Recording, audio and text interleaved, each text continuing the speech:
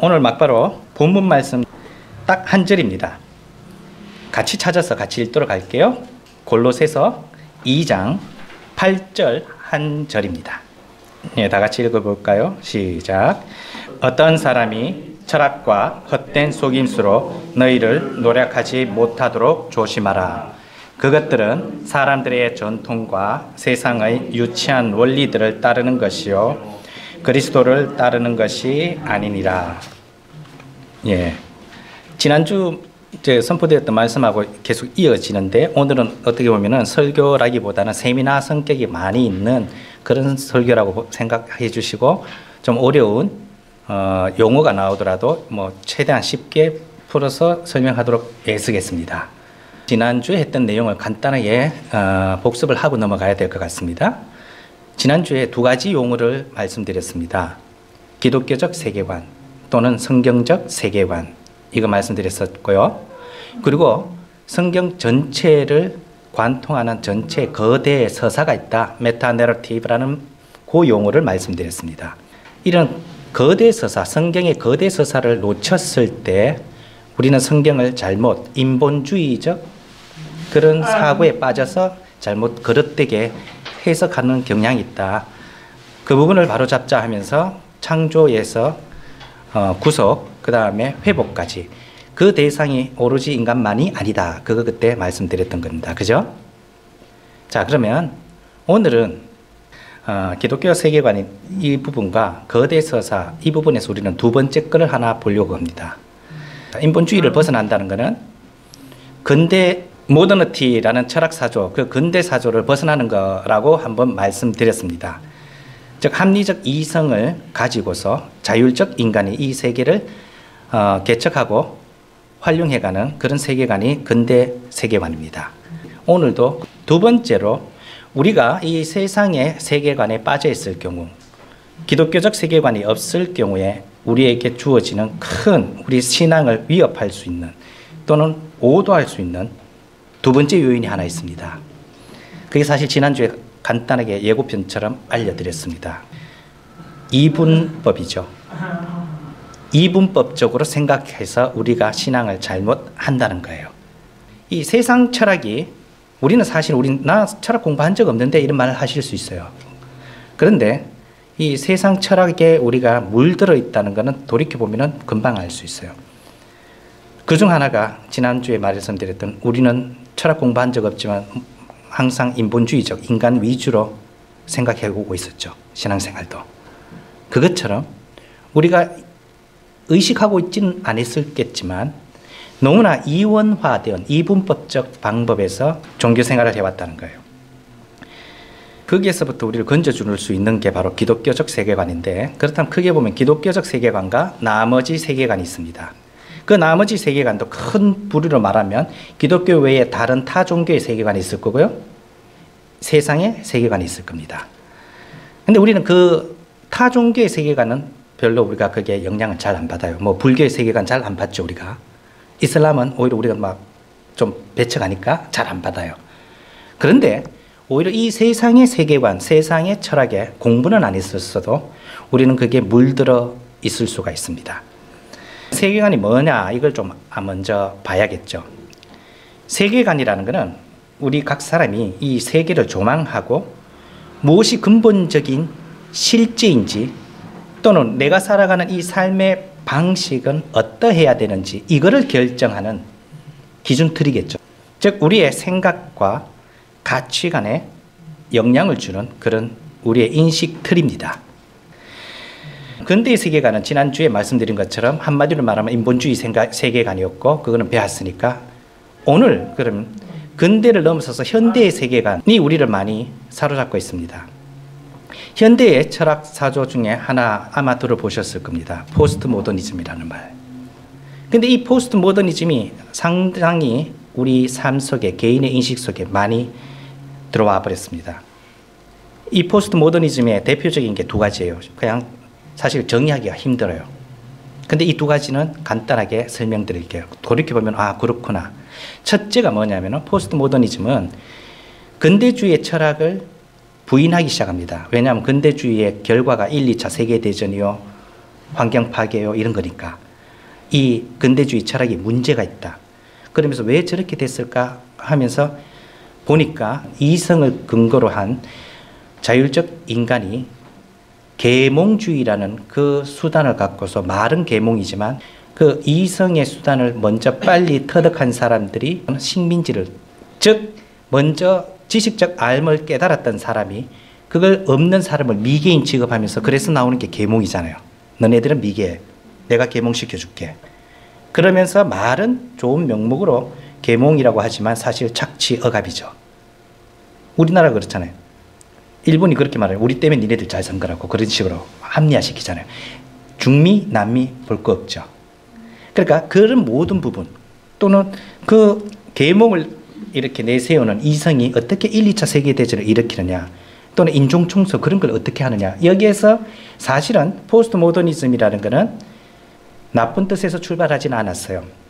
그 근대 철학의 문제점을 지적하고자 나왔던 거예요. 그러면서 나온 게 두 가지만 기억하면 됩니다.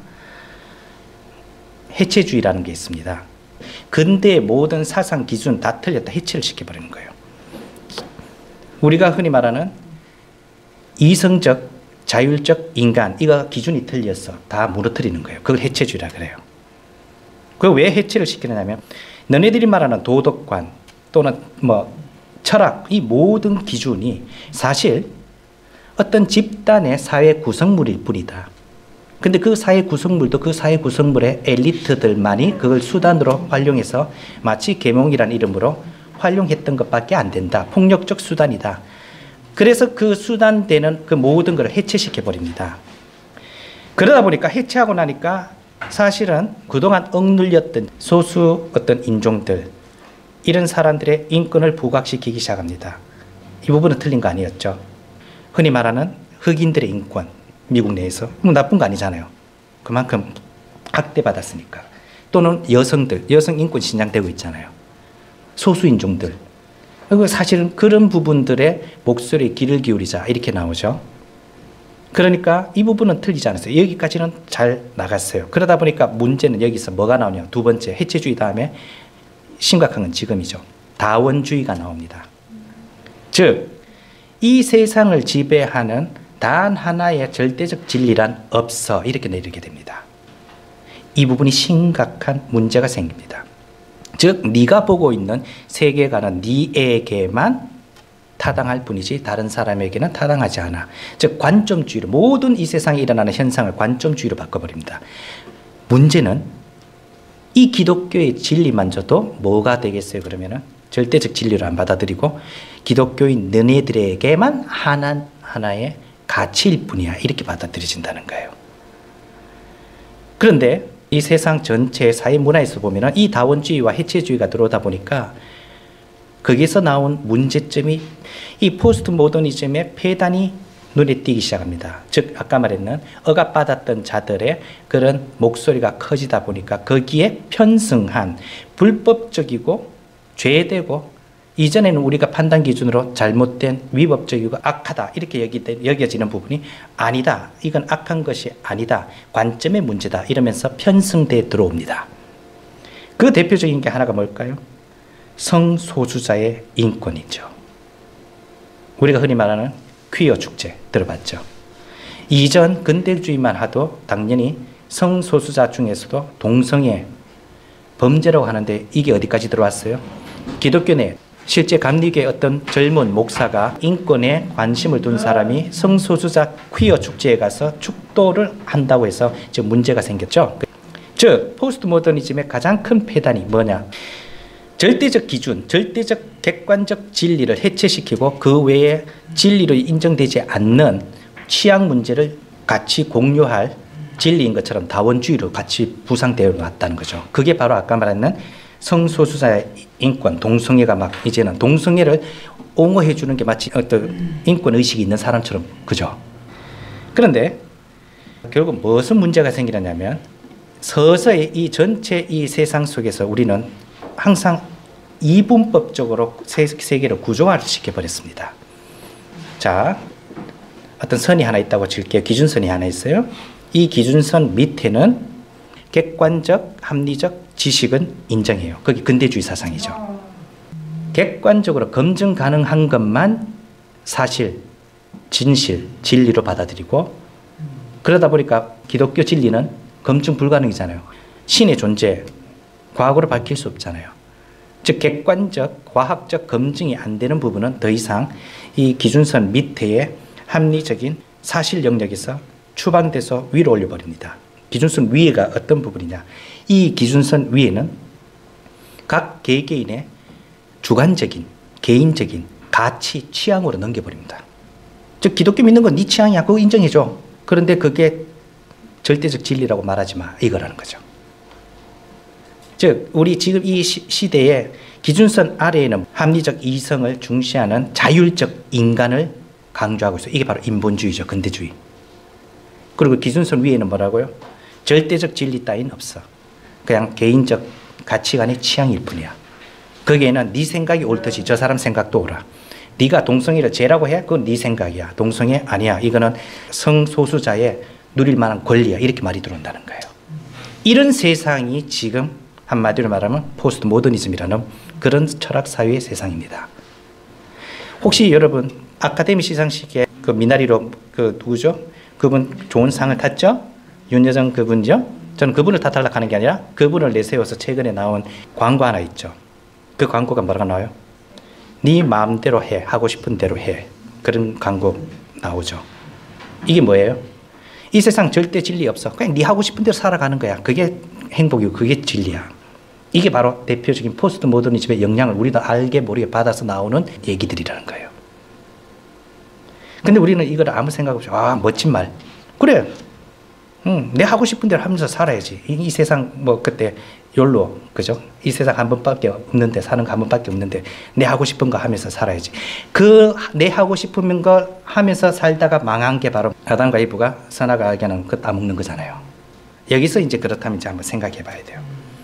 이 세상은 우리에게 알게 모르게 이분법적 사고로 신앙생활 하라 이렇게 나온 거 있어요. 그럼 신앙에서 이분법적 이거 옳은 건가요? 아니에요. 뭔지 아세요? 지난번에 간단히 말씀드렸죠. 한 주 우리 같으면 일주일에 이 2시간만 거룩한 영적 생활, 종교적 생활 하고 나가는 순간 이 세상 속에서의 삶은 세속적 삶 이렇게 분리돼 버리는 거예요. 생명의 권능이 안 나타나는 거잖아요. 결국은 우리가 이 세상 철학이라든가 이 세상 문화에 빠져 있다 보니까 우리는 지난번에 말했던 인본주의 세상 사고에 빠져서 내 위주로 해석을 했었고 성경을.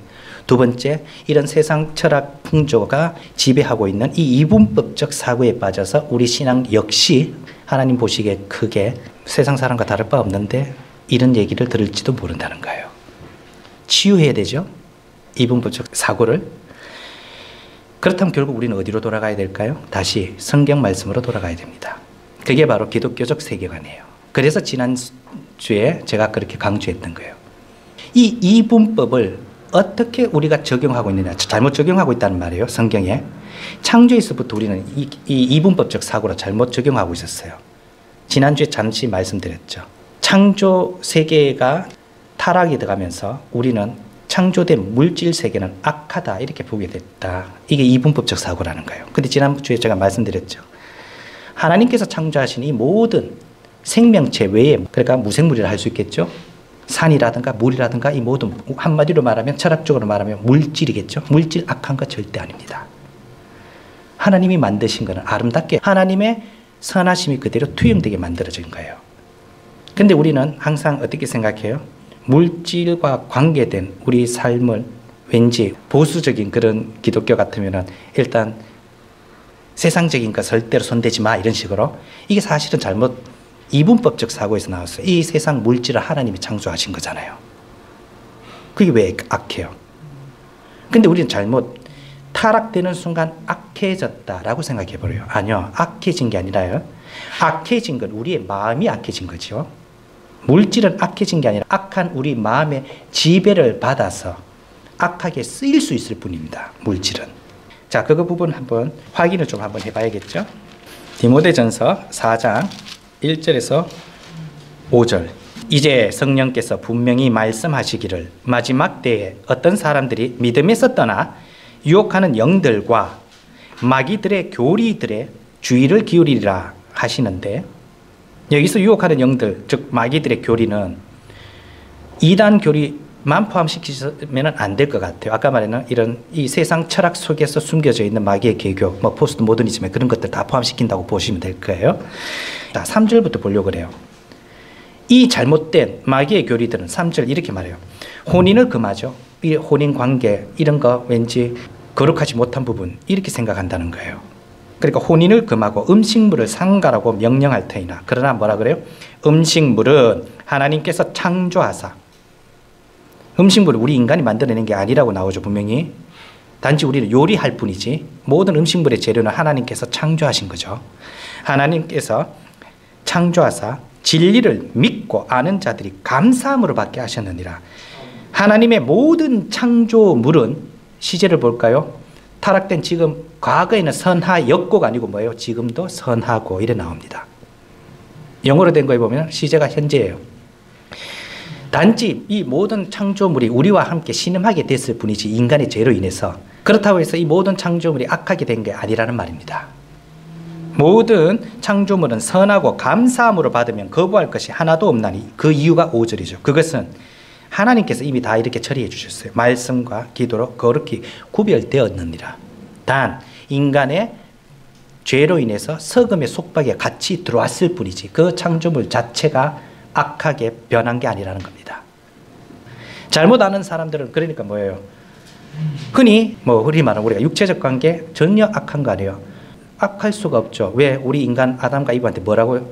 생육하고 번성하라 하는데, 이런 아름다운 부부 관계에서 이런 육체적 성이라는 것은 하나님께서 선물로 주신 거죠. 근데 우리는 악하게 사용하니까 문제잖아요. 아까 말한 동성애가 문제잖아요. 또는 불륜의 관계, 그런 게 문제인 거지. 그러니까 우리가 인식을 좀 바꿔야 된다는 거예요. 이 세상적인 거는 무조건 악한 거, 이거 잘못된 거예요. 그러다 보니까 그게 우리 스스로가 이 세상 속으로 들어가지는 못하는 거예요. 여기서 중요한 건, 우리는 이 세상 속에 살지만 세상 속에 살아도 세속적이지 않게 살아야 되는 건데, 우리는 아예 세상 속으로도 차단시켜 버린다는 거예요. 그럴 것 같았으면 예수님께서 승천하실 때 이렇게 얘기하셔야겠죠. 야, 너네들 저 불교 사찰처럼 믿는 사람들끼리 산으로 올라가서 니네들 공동체 만들어, 이렇게 말씀하셔야 마땅하지 않을까요? 근데 예수님 그렇게 말씀하셨나요? 전혀 그렇게 말씀 안 하셨죠. 확인 한번 해볼까요? 예수님이 돌아가시기 전날 진짜 기도하신 예수님의 기도가 있죠. 요한복음 17장이죠. 자, 요한복음 17장 15절부터 19절을 한번 보도록 하겠습니다. 나는 아버지께서 그들을 세상에서 데려가시라고 기도하지 아니하오며 다만 그들을 악에서 지켜주시라고 기도하나이다. 내가 세상에 속하지 아니한 것 같이, 자, 이 부분은 해석을 조금 제가 보충 설명 들어갈게요. 이 세상에 속하지 아니한 것 하니까 봐, 세상에서 분리되라 이 말이잖아. 이렇게 해석하면 안 돼요. 여기에 전치사가 of라는 전치사가 쓰입니다. 이때 of는 그 속성을 말합니다. 세상의 속성에 물들지 아니했다 이 말입니다. 그럴 것 같으면 예수님이 이 땅에 오실 수조차 없잖아요. 이 세상에. 근데 예수님이 이 세상에 오셨지만 이 세상 속에서 살으셨지만 세속적이지 않으셨잖아요. 이걸 구분할 줄 알아야 된단 말입니다. 우리가. 다시 한번 볼까요? 그러면 내가 세상에 속하지 아니한 것 같이 그들도 세상에 속하지 아니하나이다. 그러면서 이 세상 속에서의 크리스찬 삶을 살기 위해서 이렇게 기도합니다. 17절. 아버지의 진리로 그들을 거룩히 구별하옵소서. 아버지의 말씀은 진리니이다. 결국 뭐예요? 이런 포스트 모더니즘, 이런 모든 게 다 엉터리, 거짓이 진리로 드러나는 이 세상에서 데려가달라고 기도하는 게 아니라 이 세상에서 아버지의 말씀으로 세상 속에서 살아가되 이런 세상 철학에 물들지 않고 아버지의 말씀으로 거룩함, 선한 삶을 살게 해주세요. 이 기도하고 있는 거지 이 세상에서 분리시켜 주세요 기도한 게 아니란 말입니다. 그걸 다시 한번 18절 19절이죠. 다시 한번 얘기하잖아요. 아버지께서 나를 세상에 보내신 것 같이 나도 그들을 세상에 보내었고, 이렇게 나오지 세상에서 건져내었고가 아닙니다. 또 내가 그들을 위하여 내 자신을 거룩히 구별하오니 이것은 그들도 진리를 통해 거룩히 구별되게 하려 함이니이다. 자, 이 부분을 다시 한번 정리하자면 우리는 자칫 이 세상은 악한 세상이야. 이 부분은 일부는 맞아요. 어떤 부분에서 이 세상은 공중권세 잡은 마귀가 지배하는 그 세상의 지배 구조와 문화는 악한 게 맞아요. 타락되었죠. 그러나 이 세상 자체가 타락한 건 아닙니다. 우리는 이 세상 속에서 살아가야 됩니다. 단 세속적인 걸 추구하지 말아야 된다. 이게 바로 말씀으로 진리로 거룩히 구별하게 하소서. 그러려니까 우리가 뭘 알아야 돼요? 당연히 기독교적 세계관을 알아야 이게 분별력이 있죠. 결국 제가 하고자 싶은 것은 기독교적 지성의 문제입니다. 기독교인들이 일반적으로 기독교적 지성이 없어요. 그 지성을 개발해야 됩니다. 이 기독교적 지성이란 말은 지식과 다릅니다. 지식은 단편적 어떤 대상과 어떤 현상에 대한 사실 하나만 또는 그 알고 있음이 지식이라면 이 지식은 얼마든지 내 이익을 위해서 쓸 수 있어요. 우리가 흔히 이런 말 하죠. 지식인과 지성인은 다르다. 지식인은 그저 단편적 지식이 내 삶을 위해서 가득 채울 수는 있어요. 박학다식한 사람들이 예를 들어 법 공부해서 지식은 가득 찼지만 그 지식을 갖고 돈 많은 사람들을 변호해 주는 데 쓴다면 우리는 그 사람 보고 지성인이라 하지 않죠. 그냥 얄팍한 돈만 추구하는 법적 지식인 뿐이지. 근데 우리는 자칫 성경 지식 많은 걸 갖고 나는 성경적 지성이 가득해 착각하고 있어요. 지식만 갖고 있는 사람들은 판단만 합니다. 전부 다 진리 논쟁, 진리 아니에요. 보니까 자기가 갖고 있는 지식 갖고 서로 싸우고 있잖아요. 성경적 지식이 아니라 이 성경의 나의 개인적 해석 갖고 싸우고 있는 거예요. 근데 지성인은 뭐라고요? 성경적 지성은 올바로 된 성경 지식을 갖고 예수 그리스도의 생명, 성령님의 그 생명이 선한 삶으로 연결돼야 그게 성경적 지성인이죠. 지성 없는 영성은요, 거짓말입니다. 즉 성경적 올바른 지식 없는 지성은 없고요. 지성이 없는 영성은요, 기초가 없는 언제나 흔들리고 무너질 수 있는 그런 신앙입니다. 그 대표적인 게 뭐예요? 성경적 지성, 그 밑에는 올바른 지식 없으니까 이단에 빠지잖아요. 그게 없으니까 느낌에 의존하는 성경적 지성이 없으니까 이런 영성만 강조해서도 잘못된 신앙입니다. 우리 아이들이 왜 대학생만 되면 교회 다니던 청년들이 사라진다. 이유가요. 왜? 성경적 지성이 없기 때문에 그래요. 대학교 가면 이 세상 문화에 휩쓸리기 얼마나 좋습니까? 분별력이 사라지는 거예요. 사라진 게 아니라 분별력 자체가 없었던 거예요. 이런 부분 때문에 우리는 이런 성경적 세계관을 갖고 있어야 되는데 그 성경적 세계관의 기틀이 뭐라고요?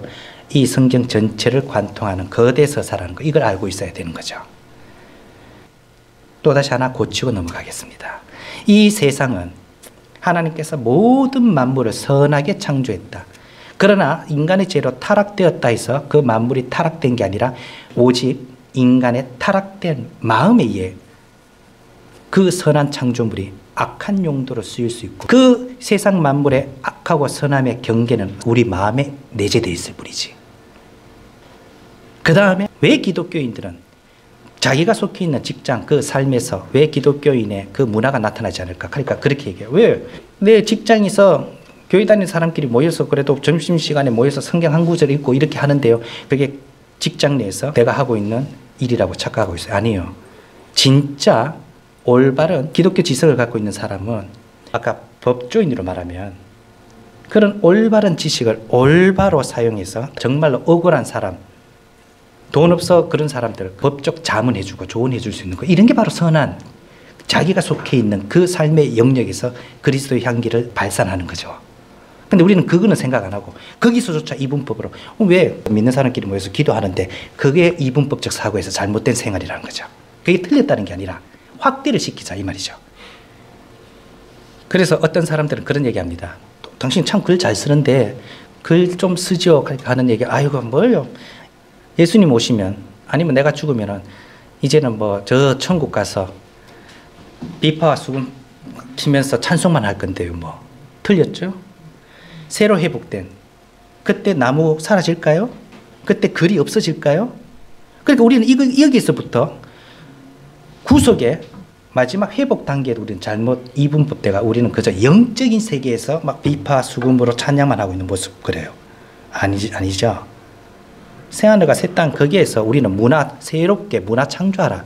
그 명령을 다시 우리는 잃어버렸던, 우리의 결격 사유로 박탈되었던 그 역할을 할 겁니다. 거기에 글이 사라질까요? 언어가 사라질까요? 책이 사라진다고 저는 생각 안 합니다. 그러니 우리는 너무나 어떻게 이분법적으로 예수님이 오시면 물질은 다 사라지고 영적인 세계에서만 이렇게 생각하니까, 올바른 만물의 회복을 이해하고 올바른 새하늘과 새 땅을 이해한다면 지금 여기서 내가 하는 그 일에 최선을 다해서 그 삶 속에서 하나님의 선한, 원래 우리에게 맡겼던 청지기의 역할, 관계 회복, 이런 쪽에 내가 하고 있는 일과 연계지어서 생활하는 것이, 그게 바로 선한 일이라는 겁니다. 그렇게 살 때 이분법적 사고가 사라지겠죠. 오히려 이 예배 맞추고 나가면서 머릿속에 하나님, 이제부터 저한테 허락했던 내 그 직장에서 마음껏 크리스찬으로서의 그런 선한 향기를 발산하고 싶습니다. 우리의 신앙은 결국 이때까지 인본주의적 그런 세계관에 사로잡혀서 나와 하나님과의 관계에서만 매달리고 있었어요. 그러면서 또 올바로 추구하지도 않았죠. 두 번째, 포스트 모더니즘, 탈근대주의에 휘말려서 우리는 이 성경적 세계관이 우리에게 알려주고 있는 이 기독교 진리를 이분법화된 그런 방식에서 이런 영적인 세계에서만 인정하고 우리 삶 속에서는 사실은 기독교적 진리를 내 주머니 속에 놓고 있었던 거죠. 여러분, 이 명제 맞을까요? 안 맞을까요? 한번 판단해 볼까요? 기독교 진리는 종교적 진리다. 맞나요? 틀렸나요? 틀렸죠. 이 부분이 바로 이분법 사상에서 나온 거죠. 기독교 진리는 종교적 진리만이 아니라 총체적 모든 우주적 삶의 진리죠. 그렇다면 우리가 성경적 기독교적 세계관을 갖고 있다는 말은 우리의 지식으로만 갖고 있는 게 아니라 지성으로 확대되어서 우리 삶 속에 그렇게 드러나와야 그게 바로 우리가 그 성경적 세계관을 갖고 있다는 증표입니다.